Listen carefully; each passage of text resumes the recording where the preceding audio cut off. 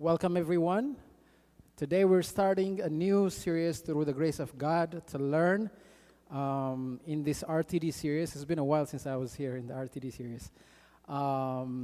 So, as some of you may be new, the second portion of our service is titled RTD. That's an abbreviation for Road to Damascus. Road to Damascus, we titled it because that's our patron saint, which is St. Paul, traveling to persecute Christians. But God has another plan for him, to call him to be the leader of the Christians, right? So he transformed him from inside to be a new person. So we titled it the Road to Damascus, so that people coming here through the grace of God, through our prayer, in our lesson, to be transformative, and so that you could be able to change ourselves to be people that are, to do things that are pleasing to God, and to change our life to be the righteous Christian people. We had multiple series before. This series is kind of one that's dear in my heart, but also the idea was there, but also like it kind of, all of the sudden when we were discussing with some of the servants, that's what sparked this series. As some of you who are the members of this church know, that there is 7 core values that we try to maintain, to do things based on those core values. And one of it is, of course, being like welcoming and everything, but also to truly maintain our communal pursuance of God. What we mean by that is, and as you guys probably see it on social media or everything, through the grace of God, we bring people, we teach people are being baptized here in the faith. And we've been doing that for quite a while, right? But not only bringing people is what God wants from us, right? We have to maintain the people that we call, that are called into this place, right? So this message, to some extent, is more so for the people that frequently are coming to the church, or planning to come to the church, or who have been within the church. All right? And we've been teaching different series for people who are new to transform, but we also need to teach people who are been here for a while. And that's where this series comes in. We've been saying that, yes, like there are a lot of people coming, but what are we doing to maintain and to preserve the people that are coming here? Right? How are we going to evaluate their spiritual progression? This is the message that God put into our hearts to teach. And we titled it, Found and Lost. Found and Lost. This is a very well-known, on the reverse things, right? Like, actually, I was talking to my wife. I had my favorite jacket. Very, very, like, I really love that jacket. And for some time, I haven't seen it. Eventually, I found it. And she told me, like, you lost it in the church. And then when I told her about these things that she also mentioned to you, but also don't forget to tell the people that we have a room at back, which is a lost and found. If you have any items that is lost and found, you could go there and get your items as well. So the idea, it starts, is lost and found. We know lost and found in the public places and everywhere. And Christ talked about in Luke chapter 19 that he came and seek to find the lost, right? But what if we were lost? We're new. We've never been to the church. We never are interested about pursuing God. But then, through his divine mercy, all of a sudden, something sparked in our heart. We start to become hungry for the Word of God. And we start coming to the church. Do you guys remember Do you guys remember the first time that you encountered the sweetness of Christ? That honeymoon phase. That honeymoon phase. Every time that we wanted to pray, right? Lost. Not lost, found. You were lost but found. But what happened after that? After a while, being within the church, when things become customary, things become mundane, routine, without us knowing it, in our mind, we're found. In our mind, we're okay. We're set. But what if we're lost? What if we're lost? This sermon is titled, one thing that also helped me to prepare is, found a book titled, The Unsaved Christian. The Unsaved Christian. Probably she's going to bring it on the screen. The Unsaved Christian. It's not an Orthodox book. It's not an Orthodox, or it's not Ethiopian Orthodox. But it's, secular Protestant book, but as what teaches us in our faith, anything that is edifying, we'll learn something from it. But if it's against our faith, we let that out, right? That's a true way of, as an Orthodox Christian, what we do is, we don't say like, oh, we're not seeing anything, we're not looking at, we're not learning from anything. No, we learn, we evaluate. So this book was interesting. That kind of helped me to kind of come up with this teaching. Found and lost. Found and lost. The lost and found section that we talked about is in every public places, right? And everything that we lost, we go there and be found. And earlier in the liturgy sermon, when I was telling you, I told you about, we're going to imagine a lot of things today, right? You remember? Yeah. Imagine that you guys are the cloth, or a purse, or a watch that have conscience. And you're kept in that back room because you're lost. And people come, like whoever lost the items would come to get you, right? Imagine that they come to get you, and let's say you're a purse, and he said, "No, I'm good. I'm good. I'm not lost. I'm okay. I never got lost." I think mostly our life is like that. Feel like we're okay, but definitely we are lost. The way I mentioned about Luke chapter 19, when Christ come and say, "I come here for," it says, "the Son of Man come to seek and to save the lost." But in order to save the lost, in order to be saved the lost, whoever is lost ought to acknowledge that they're lost. Right? If they're like, "No, I'm okay, I'm cool," God cannot force us to be united with us, with Him. God cannot force us to follow His commandments, to live with Him in the heavenly mansion. He doesn't force us. But we need to be known that if we are lost. But mostly, and so the redemptive work of God, it needs a dual participation. A dual participation. The initiative part is from God. If it wasn't from God's grace and solely of His mercy, whatever that we do, whatever the prophets did, it wasn't redemptive. It didn't make anything. But His initiative has to have human response.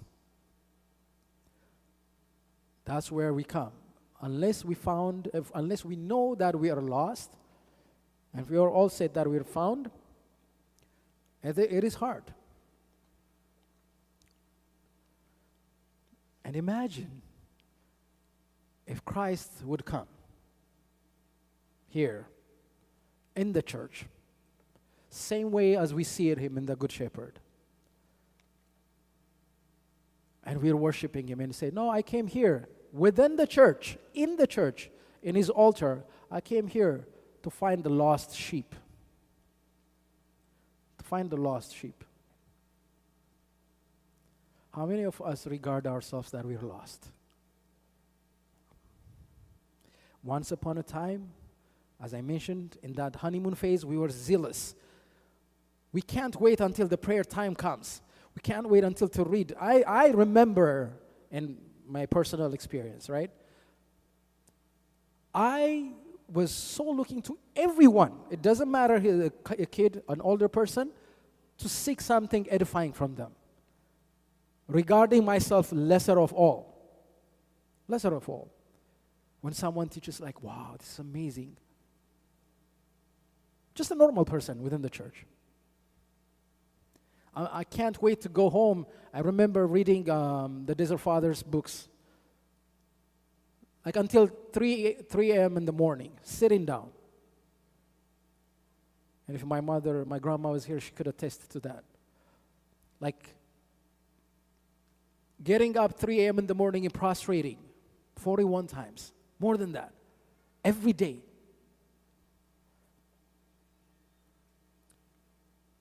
Every Sunday for me was a resurrection. I was so excited. I can't wait until Sunday comes to go into church. I was found. But somehow, that all is drifted away. I become comfortable. I become knowledgeable. And start comparing myself. Start having pride. And all those are drifted away. Most think Christianity is about going from lost to found. But few notice that the tragedy of those who go from found to lost. That is a tragedy.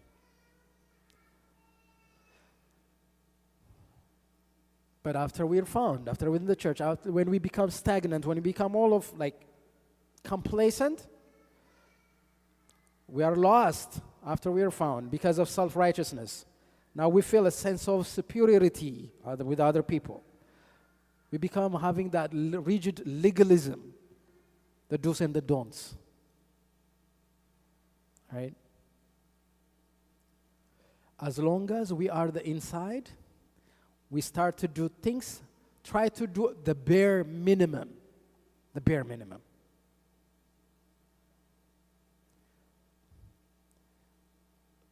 That is the story of found and lost. The theme story, one of my favorite stories, majority of you probably know it, but from a different perspective. Our theme story is this. Our theme story is the prodigal, say it together, the prodigal brother. The prodigal son's brother. That's the theme story. We know the prodigal son's story. He said, Father, give me the money and my inheritance. I'll go and I'll do whatever. And he start doing it, squandering his money. And then he lost everything. He become counted as the pigs. Start yearning to eat what the pigs are eating. And he come to his senses. You guys know this. He come to his senses. He say, my father's servants at this moment, they have extra food that they throw for the dogs. But me, I'm counted as a pig. This is what I'm going to do. I'm going to go to my father. I'm going to tell him that, Father, I committed sin against you and against God. I'm not regarding you. I'm not telling you to make me as your son. Regard me as your servant. Forgive me. I would ask forgiveness. And he come back. Before he reached to the gates, as soon as the father saw him, ran outside, met him. He said, my lost child is found again. He embraced him. He didn't even wait for him to explain why he left and anything. He said, no, have the cattle, like kill the fat cattle, and let's marry, let's eat. Bring the clothes, like the ornamented clothes. Give him a ring.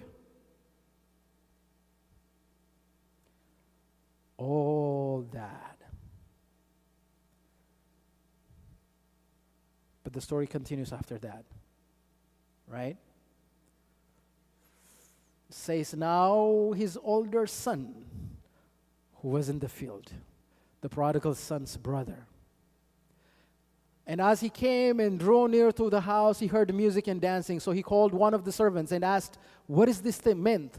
And he said to him, the servant, your brother has come, and because he has received him safe and sound, your father has killed the fat calf. But he was angry. He was angry.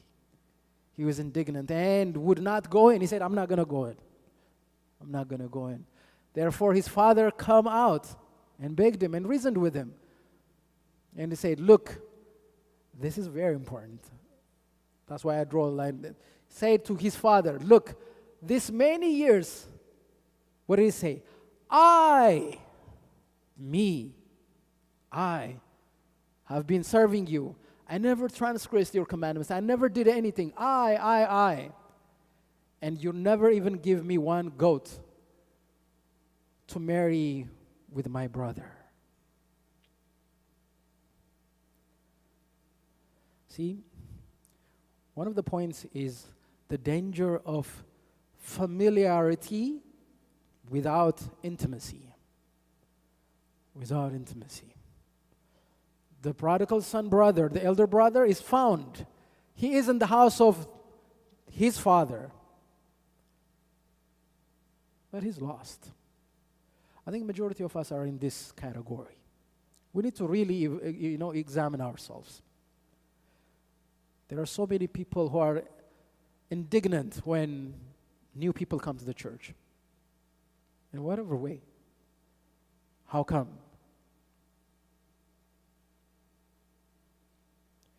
The elder son remained in the house, but was far from his father's heart. See? He never left home. He never left home, but was lost in the self-righteousness in comparison.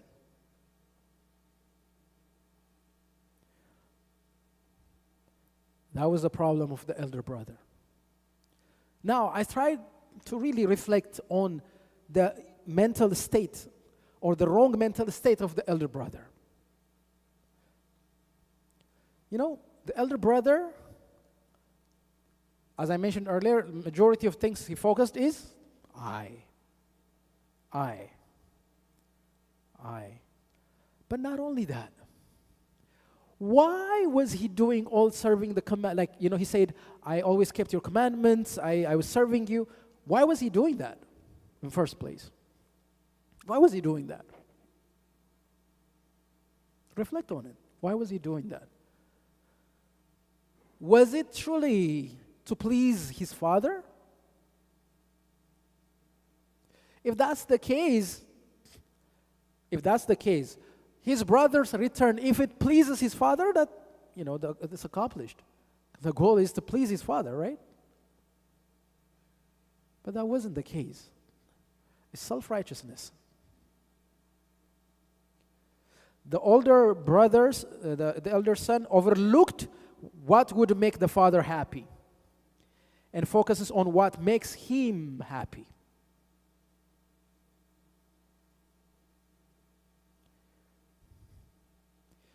The older brother, one of the problems he has is this. He does what is expected from him. See? He does what is expected from him. As a Christian, if your mentality is to do what is expected from you, you fall short. You're found, but you're lost. Doing what is expected seeks not to offend. Doing what is expected seeks not to offend. I don't know if I have it this, but this is very important. Listen, like follow me here.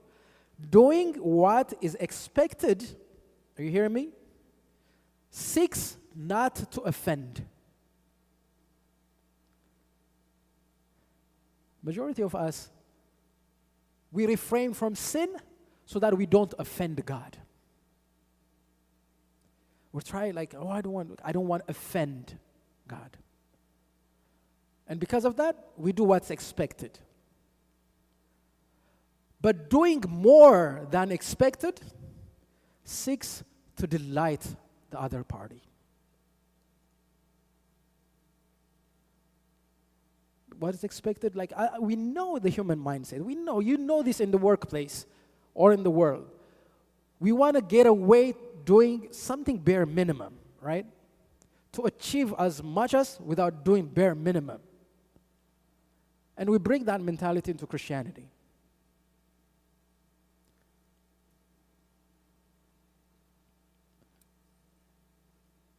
Remember that person who came to Christ and told him like, you know, I fast. I do almsgiving, I do this. Right? Like, he does what is expected. But what did Christ say to him? What did he say to him? Oh, you did that, great. Great, you did what's expected. Now, do you want to delight God? Live everything that you have and follow me. Sell everything that you have and follow me. He said, no. Because we want to do the bare minimum, not to offend. Not more than what we should, not more what we can do to delight God. You fast until like let's say midday, right? Or let's say you pray twice a day, in the morning and night, because like that's kind of the general consensus of prayer. And I always pray. The goal is to pray unceasingly, right? Every minute, every second. No, that's for the people that are in the wilderness. See, the older brother tried to do what's like I did this, but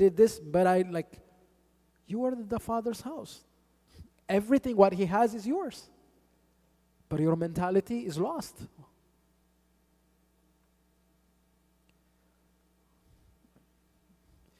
We too sometimes can do these things, serving out of duty, not out of love. Pray, attend church and fast, but feel no joy. Becomes cumbersome thing to do. Forget why we started this journey in the first place. Losing intimacy while doing routine.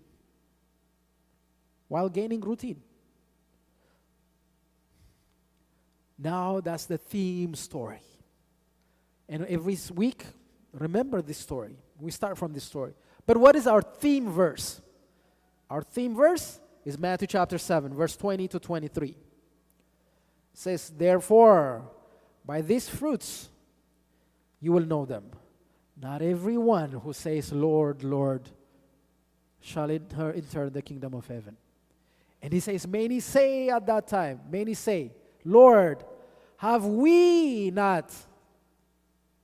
Remember earlier what the prodigal son brother said? What did he say?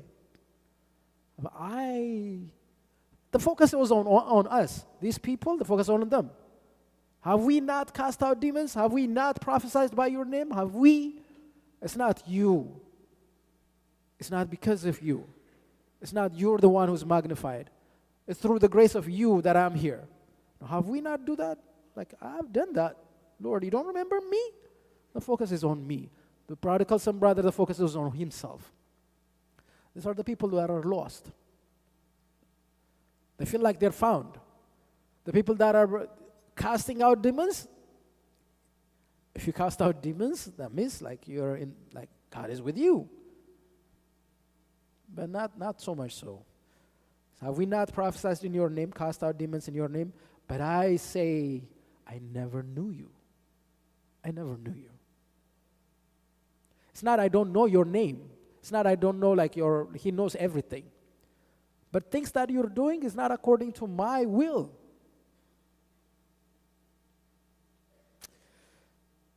These are the ways the people that think they're found think that they're okay, they're in the grace of God, but they never knew them. He never knew them.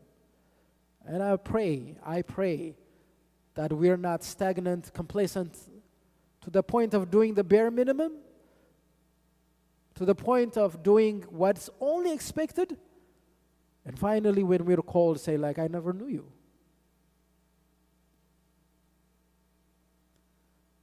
This message is not from me. God is speaking to you, not to be complacent. Now, okay, understanding this. First week, today's week, just only today's week, the journal title is found and lost, but today's is using the lost detector. We're going to use the lost detector. Have you guys went to like a beach, especially now in the summertime? There are people who have like metal detectors to find metals or things like that, right? So we're going to have a lost detector. Are you really lost or not found? There are many ways that you could figure that out. But I'll give you 5 things, I think 6 things. And to know if you are lost or found. Okay? Ready? First one. Do we have it on the screen? No? Yes? We brought up all of them. Good job. All right. First one. Do you care more about rules than rejoicing when a sinner returns to God? Do you care more about rules than rejoicing when a sinner returns to God? It doesn't matter your reasoning. Some of us think that, like I said 2 weeks ago, or last week's teaching, some of us think ourselves that we are our generation's John Chrysostom or Saint Cyril, the defender of the faith. Right? And because of that, we're like, rule. When a person returns, instead of gracefully showing the way, that's why we see every day. If you guys are in social media, especially Ethiopia, you say that like these fights, like from left to right, from Protestant, Orthodox, and this, and the guy told him this way, the guy he responded this way, and all this men, because everyone thinks they're the defender of the faith. What if Christ appeared and said, I don't know you all. I never knew you. See? Do you care more about rules than rejoicing when a sinner returns? If that's you, maybe you're lost. Maybe you're within the church, but you're lost. Second, do you find yourself irritated by someone who constantly shares scriptures? We're talking about, because these are the things, like we come to church. Sunday is good for scriptures. Sunday is good for lessons. But if there's someone on Monday, Tuesday, in your friend group or whatever, like always talking about biblical things, spiritual things, feeling of irritated, like. What we're called to be is to live the Word of God. The reason why I brought this is we'll talk about it in the third week. One of the solutions of the problem is scriptures. So do you find yourself irritated by this? And maybe you're lost. Third, do you justify yourself when confronted with your own sin? Do you justify yourself when confronted with your own sin? What does that mean? The same sin that you commit, if someone commits, you're the first one to point fingers. How come he does that? How come it's so-and-so? How come he's in this life? But when it comes to you, my life is right now, it's because of, you give your own excuse when it comes to your own life. Are you that person? Are you a person, when you come in the altar, in the church, stretch your hand and ask God, forgive the sinner, me. And in that same mouth, when we go out, and if someone calls you, you're a sinner, you committed a sin, are you a person who will get offended? It's like, how dare he call me a sinner? Who is he? Who thinks he's he? And then you come in the church and wail and cry, woe to me, I'm a sinner. Maybe you're lost. Just because you have, like in our church, in Amharic, Yazon Bible, like the tears of crocodile tears, right? Crocodile tears. Oh, emotional. But if you consider yourself a sinner, if everyone considers you a sinner, you'll be okay. St. Paul was like that. St. Paul, not only he's okay with that, he wrote it in the scriptures who he was. I used to be a persecutor. I used to be a persecutor.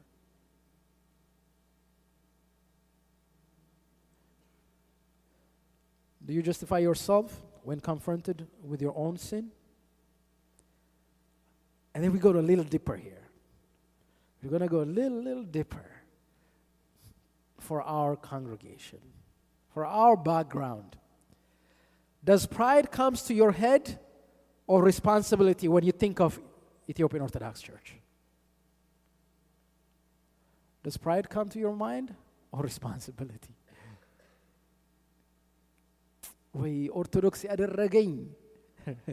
I see that in the comments. A lot of people say, Orthodox yaderragኝ, like I'm proud of being Orthodox. When we think of Ethiopian Orthodox, oh, the Lalibela, like the Ark of the Covenant, our processions and everything, like it's so amazing. Pride without the responsibility. You know what it means? Of course, we have an amazing literary works, literatures, Kaneo, the Mahalit, and everything. You know what it means? We're given 5 talents. We're given 5 talents. So what does it mean? We're expected to profit 5 more. Not just to be proud that you have 5. So how many people did we bring to the church, to the faith? Are we being Christ-like? We become an example for others to come to Christ? Or just a hashtag, proud I'm Orthodox?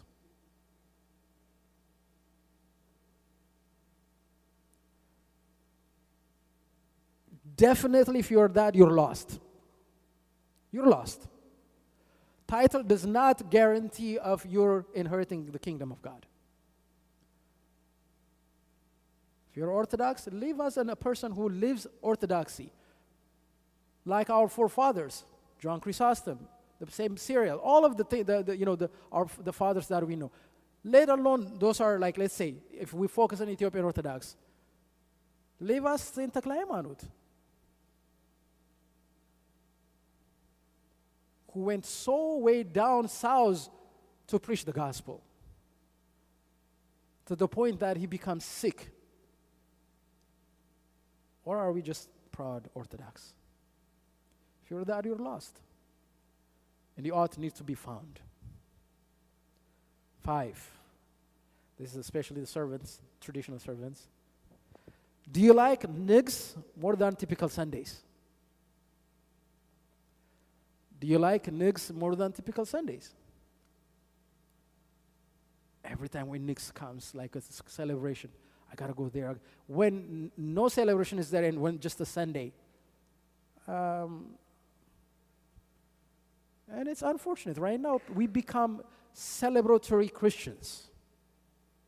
One of the weeks that where we learn, so because starting next week, the 5 weeks are divided about different kinds of Christians who are lost, who think they're found. We're going to learn about that. That's one of the Christians. The CE Christians, right? The CE, or there's another saying, the Christmas and Easter Christians. But I want to go a little more further than that. The celebratory Christians. When there's only nigs. Every Sunday is as a resurrection. Every Sunday is a commemoration of resurrection. Or do we like just the community, the social aspect, the gathering, the hoi hoi time, like, all of those?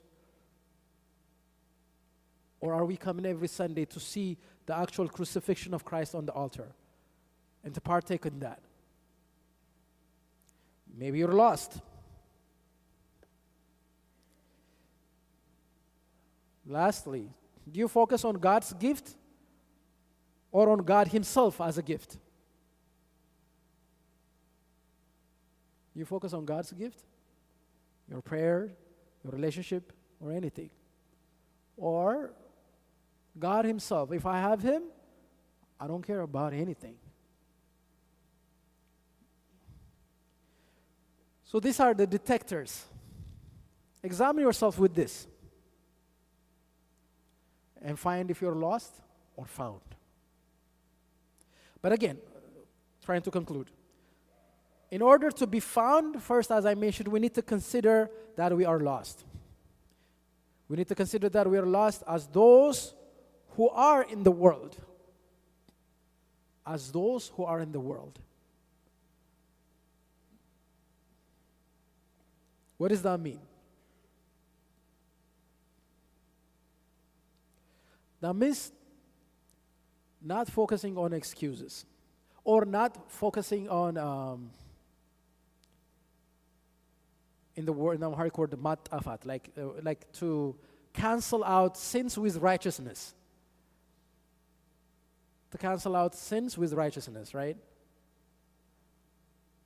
And I see that a lot of times in confessions in some people, right? Saying that, yeah, I felt this, but I did the good things on this side.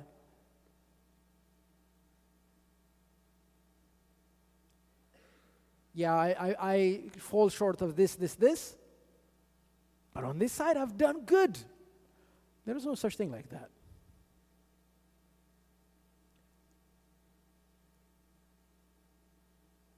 I'll explain why. But before that, the greatest obstacle to restoration is the refusal to admit that you're lost.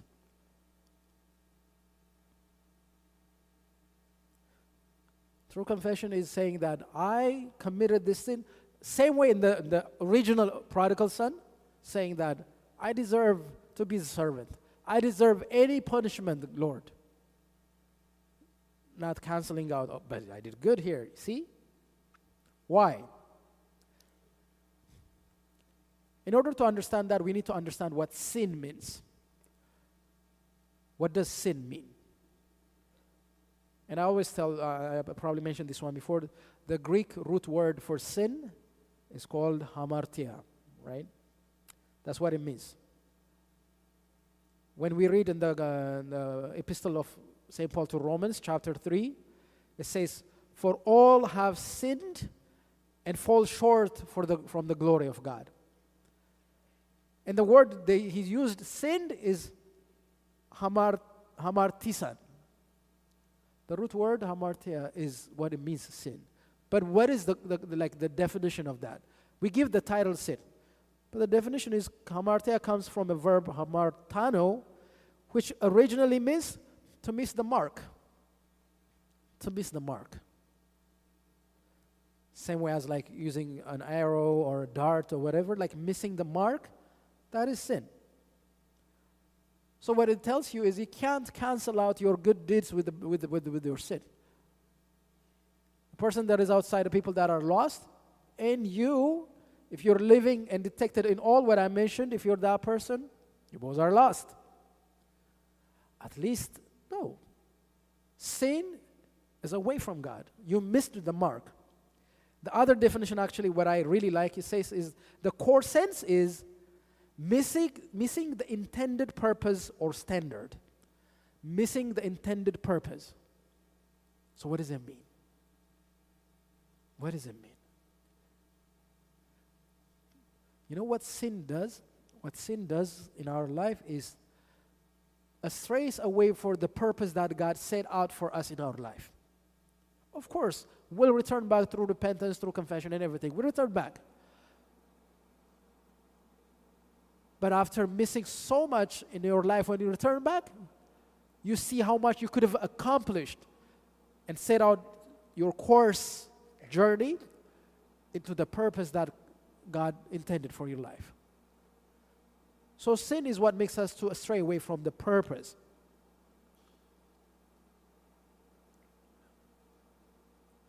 And because of that, most of us, we're externally settled, but internally drifting.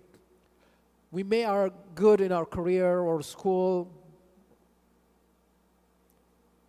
but if we are truly honest, most of us lack purpose. What is my purpose? Is it just this? Is it just this in life? Direction or peace. We talked about the peace earlier. And you're lost, but you think you're found. You lost the disconnection. You have the disconnection. You don't realize you're disconnected from deeper meaning or truth because everything looks right. Or maybe we're emotionally numb. There are times where we're emotionally numb. You go through with emotions, not emotion, with motions, right, of life, but often feel empty. You go to church, you go somewhere, you know, gathering, whatever, all like, okay, going with the motions, going with the flow.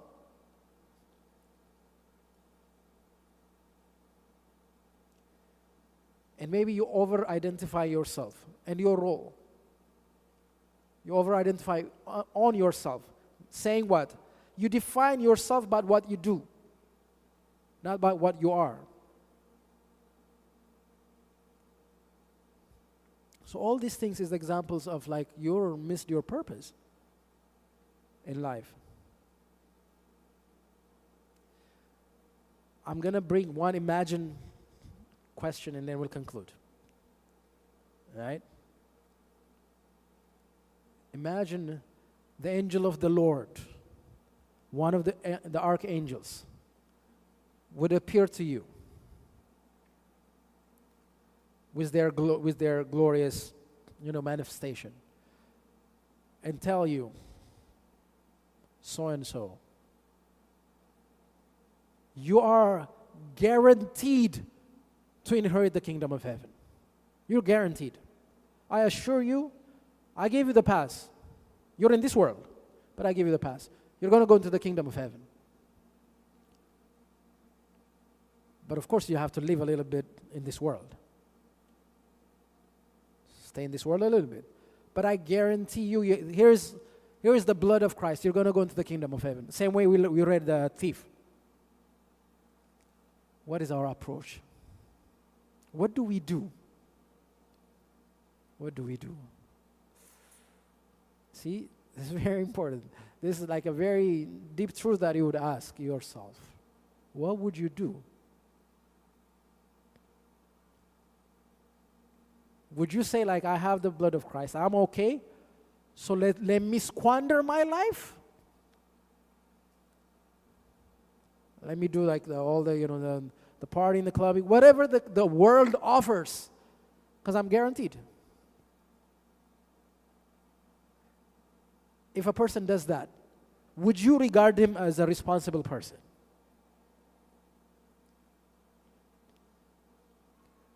Or in the other aspect, if an angel guarantees you and tells you, okay, this is the way to inherit his kingdom, are you conscious? Are you responsible enough to share that for others? To share that for others. What about my brother? My sister? This do this, or I have the entry for the kingdom of heaven. Come. And my sister, come, let me show you. You're going to be guaranteed. Examine yourself. See, this is what the sin does in our life. It makes us to truly focus on ourselves, our fear, our life, our distractions. But the purpose of God is not that. He saved us, and He gave us the responsibility to save others. To sacrifice yourself for others. What else does Christ do? If you learn, imitate Christ, what did Christ do? He sacrificed Himself for others.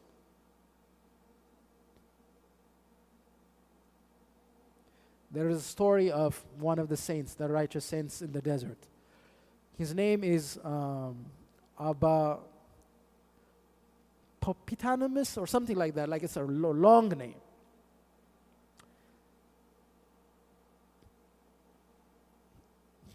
In his story, he lives in a cell.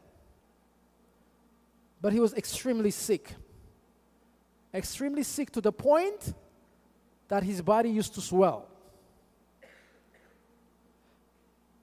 which impaired him not to go out into his cell. Agony and aching in pain.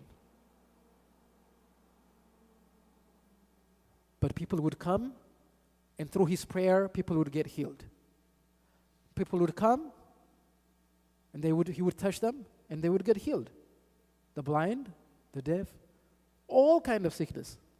But for himself, he was in pain. That's one of the saints. There are many saints that you read in this kind of story, sacrificing their life for others. In some way of life, if your purpose is to truly sacrifice and bring others to Christ, uplift others with your sacrifice, in some way you're achieving and you're found. But in all the things that our detectors see, or everything that we do and feel like we're content in our bubbly world and not sacrificing ourselves for others, maybe you're lost. You think you're found, maybe you're lost. Maybe you're found once upon a time, but you're lost. Starting next week, we'll see 5 different kinds of Christians who think they are found. And the book also mentioned that, but we kind of modified it to fit for our congregation. But we may see people that they think they're okay because of the label of Christian, in our case, Orthodox. But people that are lost.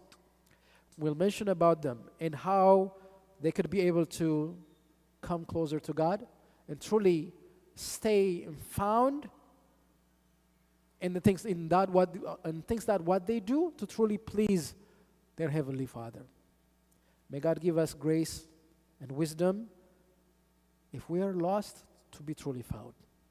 If we think we're found and lost, to really legitimately to be found by His words and by the things that we're going to learn moving next week. The glory be God for who give us this time to learn and to study His words. And for our mothers, happy Mother's Day. Hopefully I'll see you next week. Glory be to God.